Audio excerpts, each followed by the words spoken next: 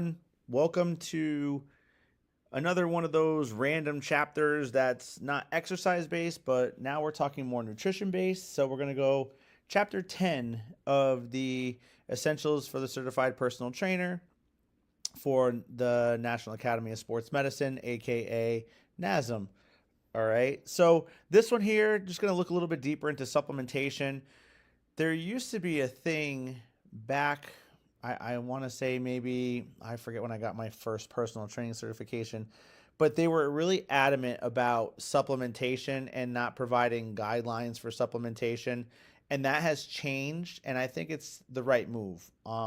Simply because of the fact that we need to understand that it's part of what we do. I mean, it's $1 billion per year set of nutritional products. Now, are all of them safe?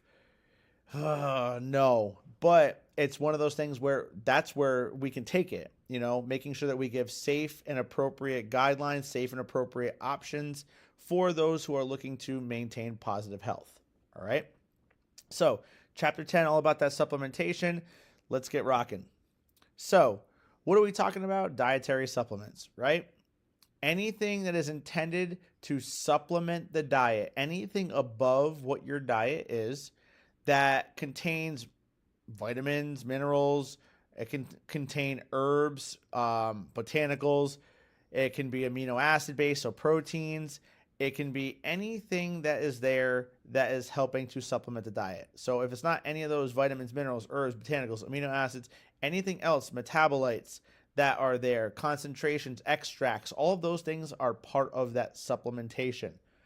It's our job, and actually it's really the job of everybody, to make sure that what we're getting into is safe. But as an exercise specialist, we want to make sure that what we're providing our people with in terms of options, maybe not direct amounts, but options, like even a fish oil supplementation. Well, if you don't understand what EPA and DHA are, then you need to make sure you learn that so that you can provide the right options, so that they know, okay, the higher the EPA and DHA, the better that quality of that fish oil is in comparison to the total amount. See, where we're going is that we have to know what we're looking into. Differences between whey protein. All right, we'll go into that a little bit later. So that's just some of the things we want to understand. So again, it's not main focus of the diet, but really we're talking about it's something that's going to help us. So for example, protein powder is a supplement. And the reason why is because ultimately we could get all of the amount of protein that is recommended for us from all of our meals we eat. But if we just say can't eat that much, or we need to supplement with whey protein and have a protein shake, then that's just an example of how we supplement. Okay. If you're a vegetarian, you might be short on B12, well, or a little bit on iron. Maybe you might need, maybe the doctor or a dietitian might prescribe you to take another supplement. All right. So we have to make sure that we understand that. So it's very interesting though that dietary supplements do not require FDA approval. They do not require FDA approval. What they do require is that they are really, well, they don't require it, but they should be third party tested at a minimum, so you know what is in it. Because, I hate to say it, but you get these athletes who are like, oh, I didn't know what was in my supplement. You know what? Sometimes they're not wrong. Sometimes there are these ingredients that you don't realize, if you're just a regular person, that you don't understand. So we have to be aware of that. FDA does not monitor this. So they don't. That's a good thing and it's a bad thing, but that's just my opinion. That's subjective in nature, so we'll just leave it at that. FDA and their controlling mechanisms, okay. Purity level, I would be okay with, but that's another conversation for another time. So why do we do it? Well, what's the rationale?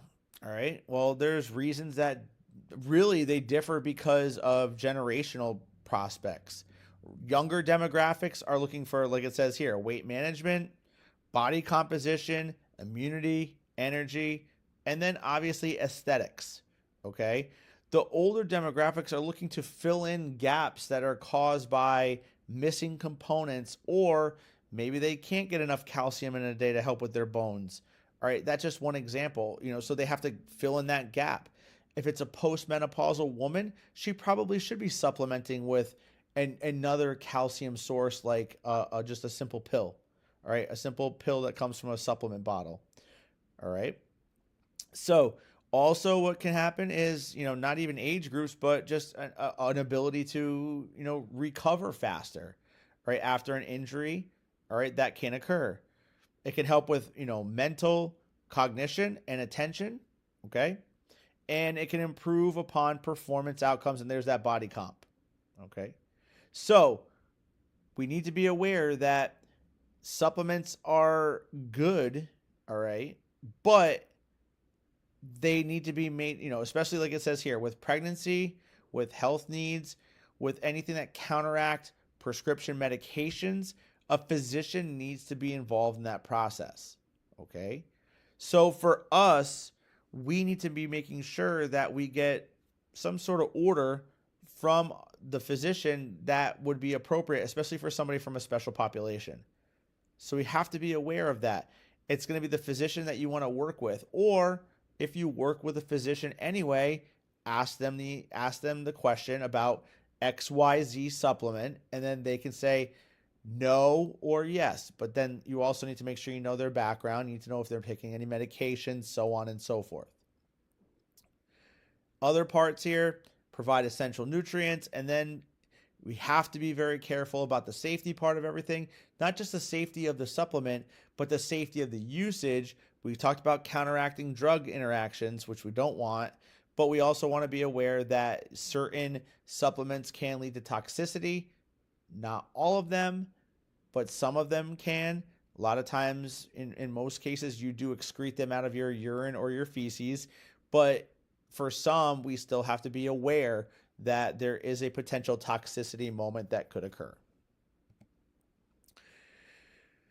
So with the guidelines and labels, right, there have been these guidelines that have been given, and the FDA is kind of involved with the labeling and process, but there's there's the laws and regulations. It's very skewed.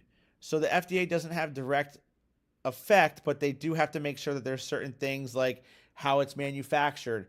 The FDA can be part of that. How it's labeled, the FDA labeling is still critical, has to follow those guidelines.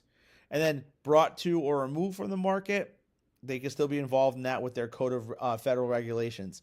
The other aspect, which is the main focal point for supplements, is what we call the DSHEA. All right, DSHEA of 1994, the Dietary Supplement Health and Education Act of 1994. And this here is the main legislation that we have that helps us in terms of proper, safe, and appropriate dietary supplements on the market. All right. So the FDA kind of is more of the backbone behind that in terms of like labeling and manufacturing, but it's the DSHEA of 1984 legislation that provides that. And I'm trying not to say DSHEA Act because basically you're going to say Act. All right. Also, if you're in Europe, if you're in Australia, if you're in Canada, you go by different regulatory processes or committees or different legislation, different parts of the government. In Europe, European Food Safety Authority and the European Union. In Australia, the supplements are, like it says here, they're complementary medicines. So therefore, they're regulated by what they call the Therapeutic Good Administration. And then in Canada, they're regulated by the Food and Drug Act by Health Canada. So different agencies are taking on the responsibility of supplements. But that should be expected. Ultimately, you have to think about it though. If you're taking a supplement, you want to have somebody that's looking it out for you because of the safeness and the effectiveness of those supplements, right? I forget how long ago it was, maybe 8 or 9 years ago, roughly. I can't remember exactly when, but there were some whey protein supplements that actually were coming from overseas. And what they were doing was they were finding, after they tested them, that they were finding particles of fiberglass inside of it. So it's a filler. I mean, it's definitely not right. That's no different than Subway putting in the same chemicals that help to bind yoga mats and asphalt together. So there's that as well. So, either way, but that's an FDA thing. For supplementation, we have to be aware that those things can happen. You don't know what's in a filler unless it's tested. Well, when it was tested, it was reported that it came back with particles of fiberglass. Super unhealthy, super unsafe. So we have to make sure that we're getting what we need out of these safe and effective legislations. So for our, general guidelines, not all of our supplementation is going to create this level of toxicity, but understand that there are some guidelines that are set for how much you should have in a day. If I'm looking at this, I mean, really, vitamin D, calcium, iron, potassium, those are some of the ones that I can see being lower. The percentage of people who take those, or the amount of vitamin D, calcium, iron, potassium in general, those are 4 that I can think of off the top of my head that most Americans do not get enough of in their diet. So we have to be aware of that. But these are all just levels and what we would call tolerable upper levels, that's the UL, that a person could take unless they want some adverse effects to occur, or tolerable upper limits. That's where, a physician might come in and say they need more than this. But that's not our job as health professionals, as health and exercise professionals, specialists, that we can make that call. So we look at these and be like, okay, we know not to go over this.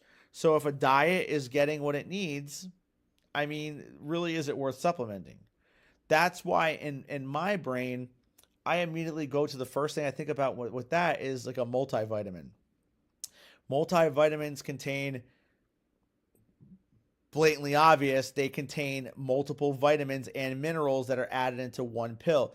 Well, in some respects, a person, I'll give you an example. My stepfather been dealing with some high blood pressure, so he's been working on some things with his health, and he takes a Centrum multivitamin silver, and I'm like, what else are you taking besides that? And he labeled off a few other things. I'm like, please stop taking the multivitamin. There's no need for it. And then I'm like, what do you eat in a day on top of that? And he told me, and I'm like, you definitely don't need it with what you're eating. So, a multivitamin, you might end up peeing out more of the vitamins and minerals that are in there because your body isn't going to use them and it's excess. So it's just going to be, filtered through the kidneys and then sent out to be excreted.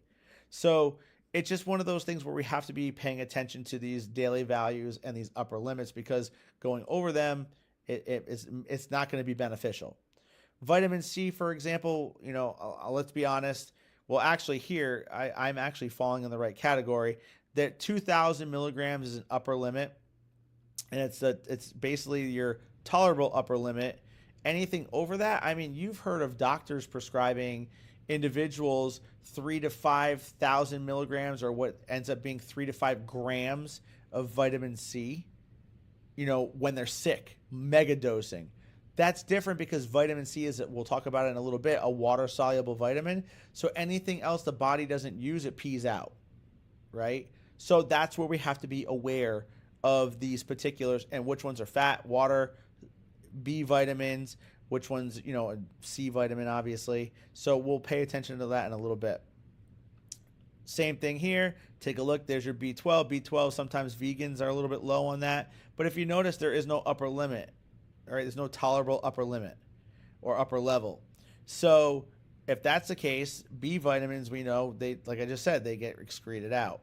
Now, minerals, on the other hand, those can get a little tricky because if you go over, it can start causing certain conditions. All right. So we have to pay attention to those recommendeds and those upper limits that we don't want to touch. So be very, very aware of these too, especially because they're more common, this slide and this slide. These are the more common vitamins and minerals that you're going to be working with.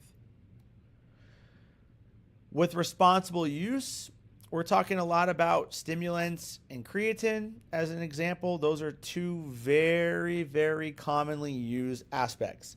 Now, like it says here with stimulants, you walk a fine line between no effects, a positive effect, and an adverse effect. Let's be honest. Have you heard of people that take stimulants in terms of supplementation for pre-workout, for example, and you've heard of them dying? Well, yes. Not being morbid here, but I just want you to be aware that it's out there. Well, how are they using it? Who gave them recommendations to use it?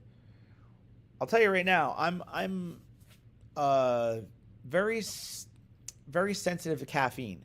So I know, and I actually did an experiment on myself one day and realized that I can take about 1.4 grams of caffeine in before I start to feel sick, which that's 1,400 milligrams. I just tried to see how far I could. I know it sounds crazy.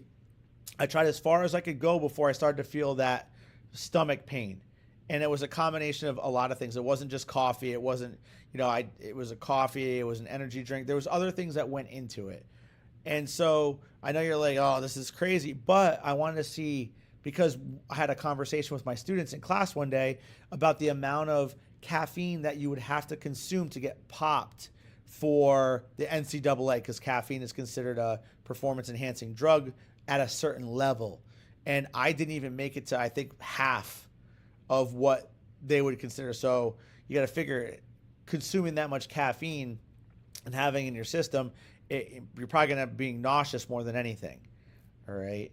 So be aware, stimulants, you're on it's kind of like motivation, right? There's a fine or arousal. You get to a certain point where you build yourself up, you get all amped up, ready to go. And if you over arouse, you falter.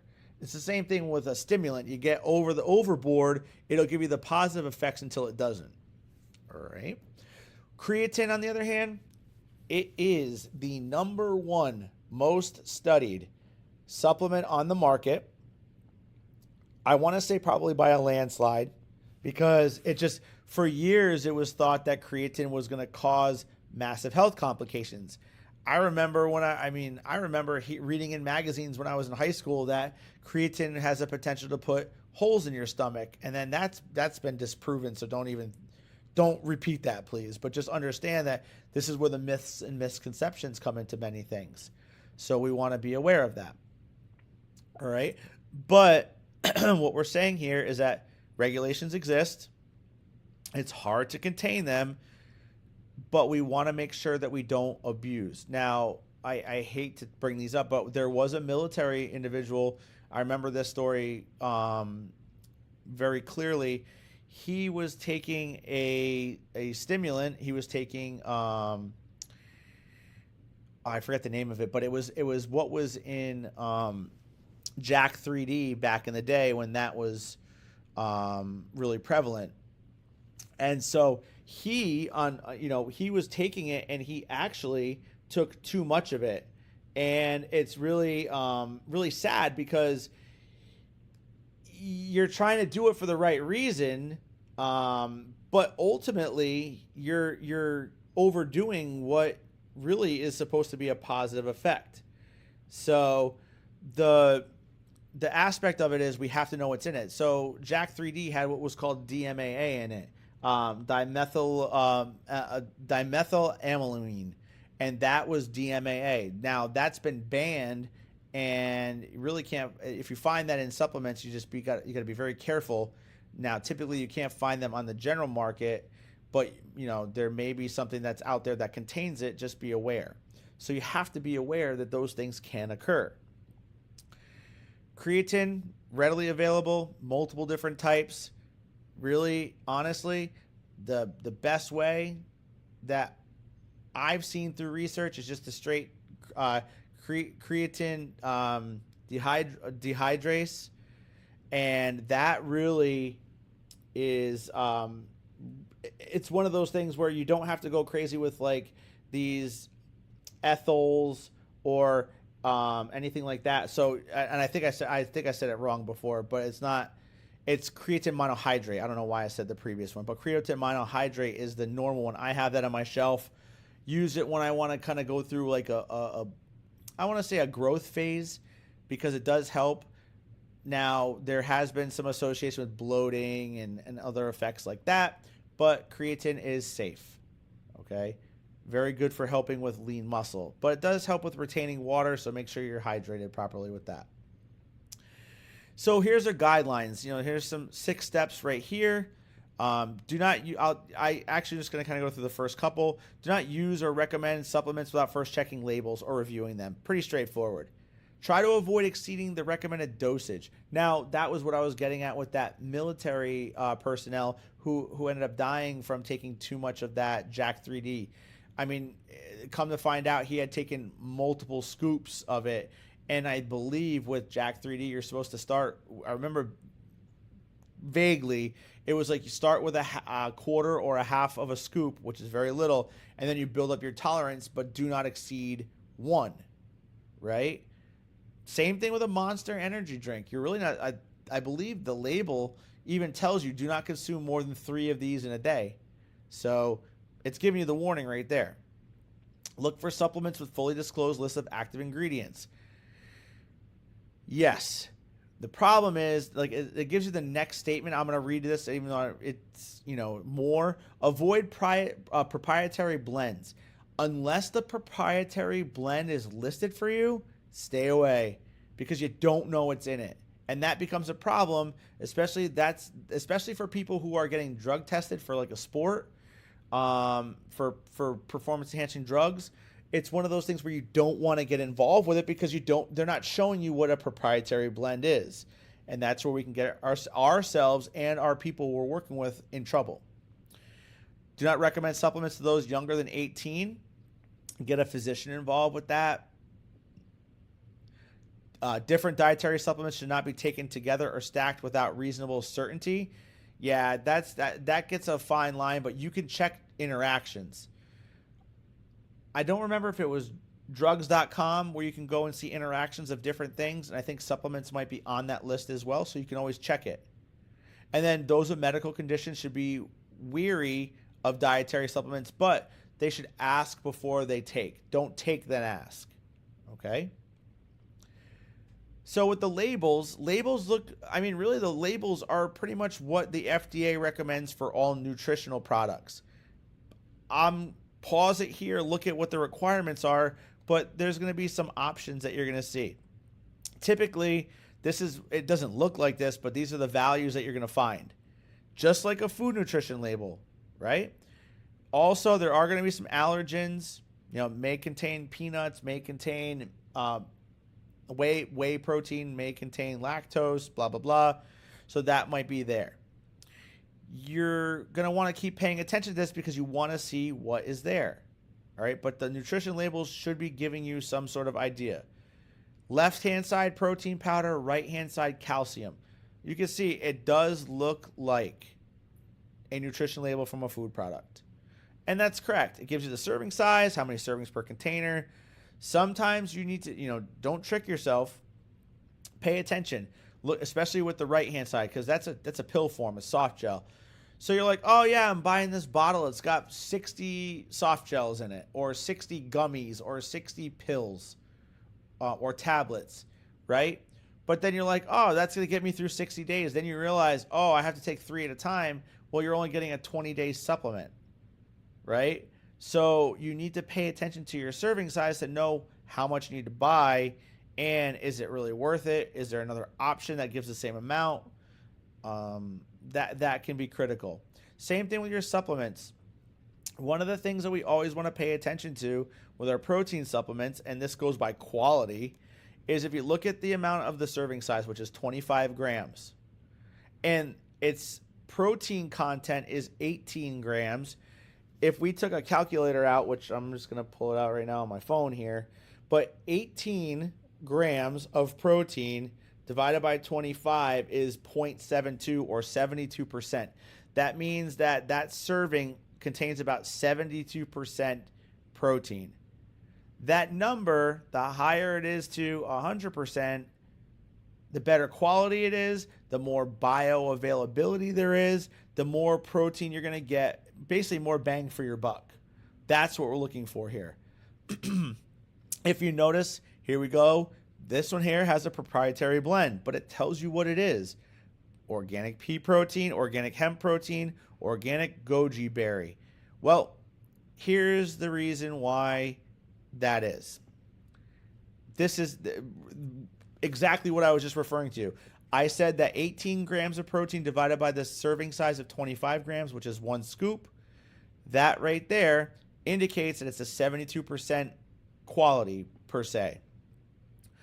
We know, based on the nutrition chapter, chapter 9, that protein, when it's an animal-based versus a plant-based, plant-based is not as of a high percentage. Look at the protein proprietary blend is. Pea protein, vegetable. Hemp, that's definitely not meat. Goji berry, definitely not meat. So you're seeing here, this is more plant-based proteins.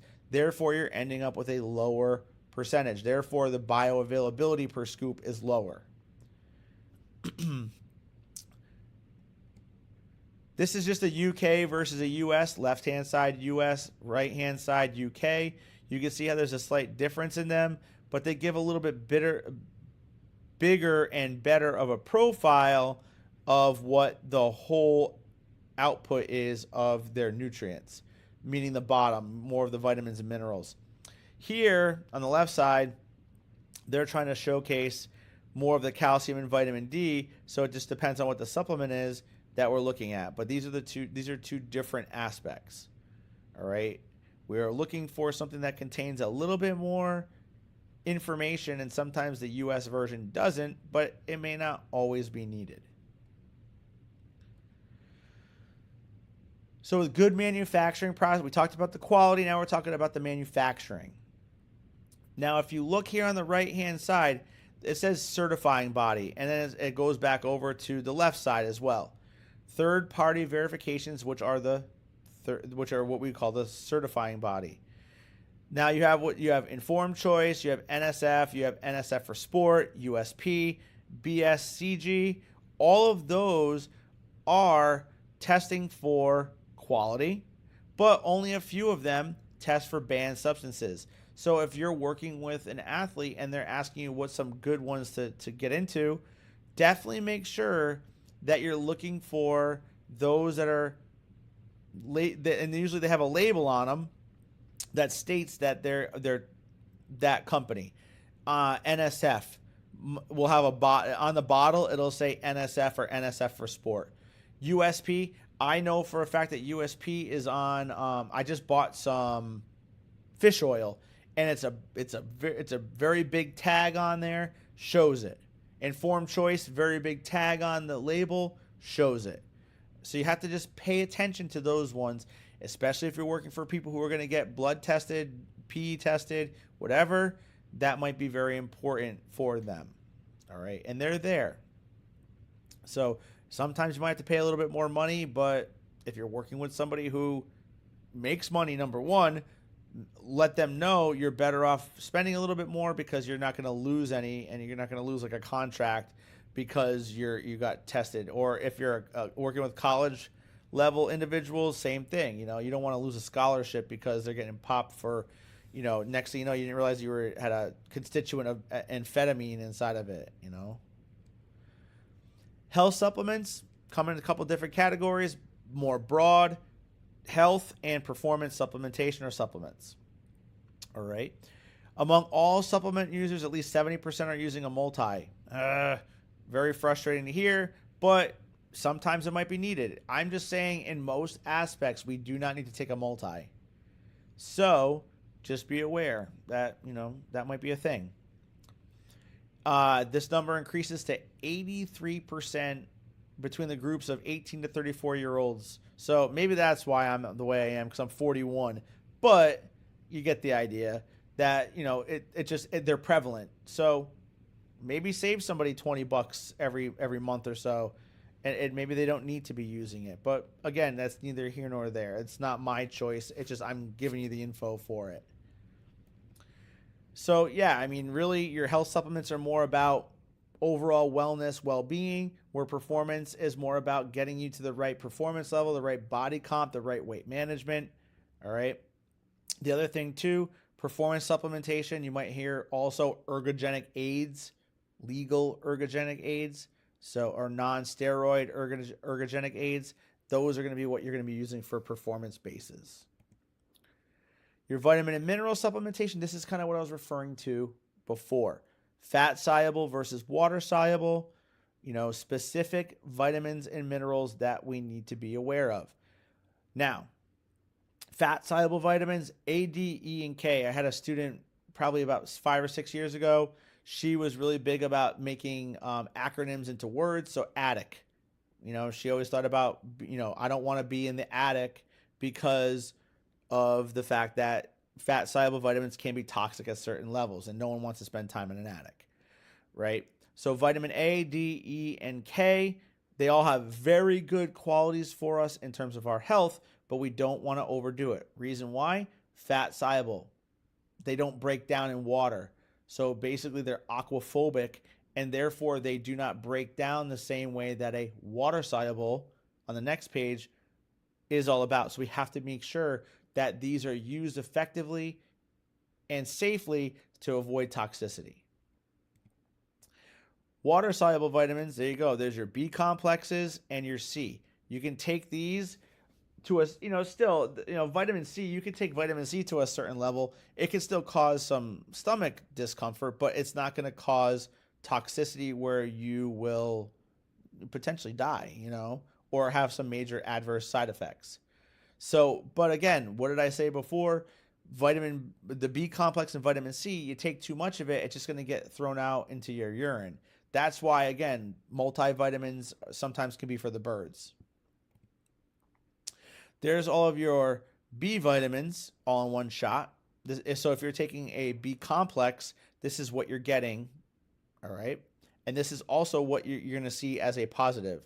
And there are some that if you are deficient in them, it can cause certain effects like pyridoxine, for example, can have a deficiency such as anemia, so low iron, and then dermatitis, meaning there might be some skin condition that you have. B6, again, very prominent in non-vegetable, more animal-based products. All right.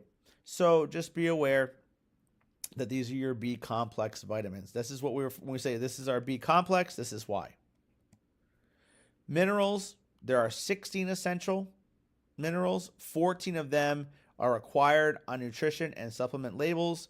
Sulfur and fluoride are the only ones that are not there. So if you have a vitamin or mineral present, it must be labeled on the supplement label to say that. So your macro or major minerals, calcium, magnesium, sodium, potassium, and chloride, which are really good electrolytes. All right. And also I'm missing one, sulfur. Okay. That's another one that you have there. Not labeled on the right-hand side, but also it's in your little graphic down there. Then on the next one, trace minerals, you have all of the ones on the right-hand side. Some of the major, I shouldn't say major, some of the more prominent trace minerals, iron, iodine, zinc, chromium. All right, but there's more there. Cobalt, molybdenum, manganese. All right, selenium. Selenium is really good for being anti-inflammatory. So there's a lot of positives that come with these. So don't dismiss trace minerals. The bottom line here is when you take a major mineral, it means that you have to have a little bit more in quantity. There's more of I think it's 100, depending upon the mineral, it's usually going to be a greater than 100 milligrams. Whereas a trace or micro mineral, you need usually less than per day 100 milligrams. So again, varying amounts, but those are usually distinct limits there. Talked about omega-3 supplements before. If you noticed, those I did say those terms of EPA and DHA, eicosapenoic acid and docosahexaenoic acid, EPA, DHA. Those are your ones that you're going to find in predominantly large amounts of omega-3s, particularly fish oils. What we want to see is that we have a higher level of EPA and DHA in compared to what the serving size is. So if you see that you're getting 1,000, just say you're getting 1,000 milligrams per capsule of fish oil, we would really like to see that above, I would like to see it above 50, closer to 75% of the fish oil being EPA, DHA quality. Doesn't always mean that it's going to be, but if at least you can get to 50% or higher, you're doing pretty good. So I think I take 2,000 milligrams of fish oil a day, and there's a lot of really good factors: brain health, cardiovascular health, anti-inflammatory. All those things come into play that help with that. All right, and this is one of the cool things where an omega-3 is a fatty acid, but you will take in fat to help reduce fat, which is even more amazing to me. All right, so the reduction in triglycerides can come from taking in more fat, but appropriate, good omega-3 monounsaturated fats. Now we get into that term ergogenic aids. We said that's more performance-based. If you look on the right-hand side there, that's amino acids. Well, we know that protein supplementation is very big in the world of exercise. So essentials versus non-essentials. All right, we know that there are 9 essential, meaning that's the left-hand side, 9 essential amino acids that we must consume because our body doesn't make them. 11 non-essential, which we know because our body does make them. If you look on the left-hand side, the first 3 have a little bit of a little up arrow: leucine, isoleucine, and valine. If you know anything about branch chain amino acids, those are them: leucine, isoleucine, valine. Those are what are usually big on helping with muscle protein synthesis. Okay? The thing is, again, supplementation-wise, I'm not telling people what to do, but I'm just trying to help you with some insight here. Branch chain amino acids, you see them. You have to eat your food or consume a supplement to make sure you get leucine, isoleucine, and valine on top of the other 6. But the key here is that they do sell branch chain amino acids. Most people, if their protein level is high enough, will have that. So consuming a BCAA may not be the best case scenario, maybe a case where we are wasting money. But again, this is just my opinion. Some people may say otherwise, but research doesn't indicate that BCAAs are like going to make or break your performance. There really isn't any indicator that you have to take them for them to be working, and it's only going to make your muscle protein synthesis increase exponentially. No, if your diet is high enough in protein and you're consuming protein in the right amount at the right time and the right frequency throughout the day, then you're going to be okay. And you're going to take away that ability for protein to degrade, and you're going to be more appropriate in muscle protein increasing or synthesis and rebuilding. Creatine supplementation, we talked a little bit about it before, but not only does it help with, our muscle base, our strength, but also it can help with ATP. That's why it's sometimes, it used to be, it's come a little bit more alive now, but creatine has been very important in ATP regeneration because there's more creatine readily available to bond to a phosphorus and then rebuild ADP back into ATP. So that's really important for aerobic exercise and recovery. So we have to understand that creatine isn't just for the muscle people, and I don't mean that disrespectfully. It's also for the aerobic people. All right. So we need to be aware that it is safe and effective, but it needs to be understood that it can help with the recovery and it can help with prolonging, your endurance. So helping ATP just become resynthesized constantly, having more creatine available, probably not a bad thing. Your body does make it, but understand that adding more exogenous outside consuming creatine it is beneficial. There's your stimulants, caffeine in particular. Caffeine anhydrous is pretty much what you might find in a supplement form. Yes, usually what you're going to find in, well, it's changed up a little bit now because a lot of these supplement companies are going to green tea extract because they're saying it's more natural. But caffeine anhydrous is just as natural. But it helps with a lot of factors such as energy and endurance, helps with adrenaline release, it helps with fat burning. Now, it says here there are side effects in doses that are greater than 400 milligrams, depending upon you. Everybody has a certain tolerance and level, and it might be different for you than it is for me versus the next person. Now, it says here there's an optimal intake of about 3 to 6 milligrams per kilogram of body weight about an hour prior to exercise. So just say that you're a 100-kilo person, that's 220 pounds in American. So 100 kilos, you're talking about 300 to 600 milligrams of caffeine an hour before. Well, 600 milligrams can be a lot, but it depends on tolerance and how you feel with it. So you have to experiment with it a little bit in that range, and you'll get some of that output performance that you're looking for. Now, there are some ethical and legal, issues that you have here. Efficacy is always one thing. Legal and safe to use, that's another thing. Now, with efficacy, you're going to want to look at, like it says here, research and position papers to kind of feel out what that ergogenic aid is all about. Legally and safe, look at the NCAA and WADA, the World Anti-Doping Agency. Look at what their banned substances are, and you can kind of get a good idea as to what you might want to have in your own repertoire, or what you might, think about taking if you really need it. All right.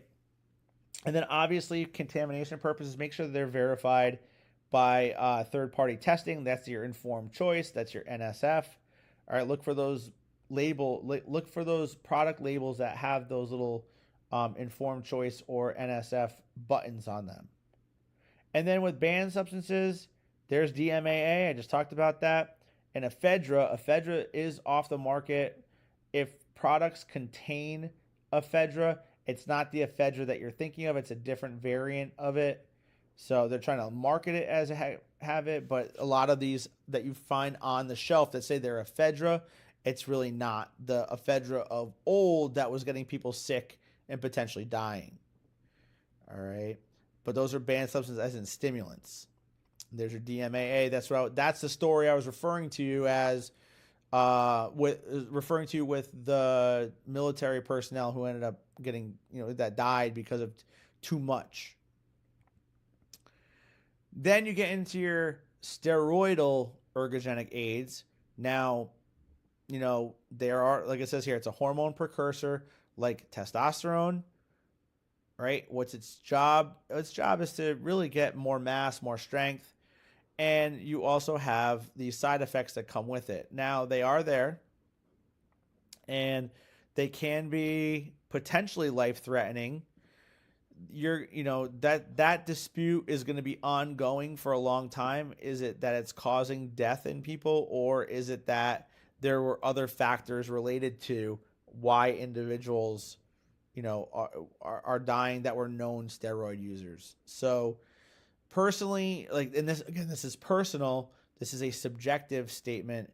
But if you're taking anabolic steroids, typically the things that your body has in them already just becomes exaggerated.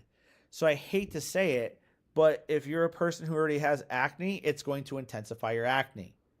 So just because someone doesn't have acne doesn't mean that, oh my God, that person's on steroids because they have acne. Well, no, it doesn't mean that. It doesn't mean it. Bottom line, I've lost my hair, never taken steroids, but I feel like it's one of those things where it intensifies what the body is already going to be doing. Now, you can hear about individuals are like, oh, well, anabolic steroids cause cancer. Well, maybe they already had cancer, cancer cells already inside of them that just became exaggerated because of steroids. But again, that is my personal opinion, but just kind of food for thought more than anything. So, what are you allowed to do? What am I allowed to do? Scope of practice is a little bit different for me than it would be for you. If the education component and the licensures that I have acquired give me a little bit different of a scope of practice. But if you're doing this for the personal training purpose, understand that your scope of practice is dietary supplements and their interaction with medication. So there, what's your expectation? You're providing nutrition and dietary prescriptions. That's beyond. Okay. Nutritional, well, you can't give nutrition plans anyway. You can give nutrition guidelines and advice, but you can't make out a complete nutrition plan for somebody.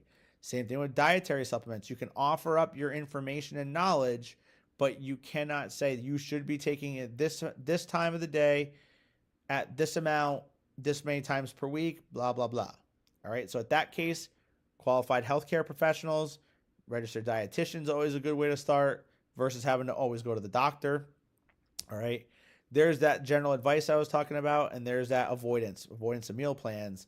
Nutritional therapy, definitely a no-no, and avoid, giving out plans for dietary supplements, but you can give out general advice about what you take or what athletes have taken.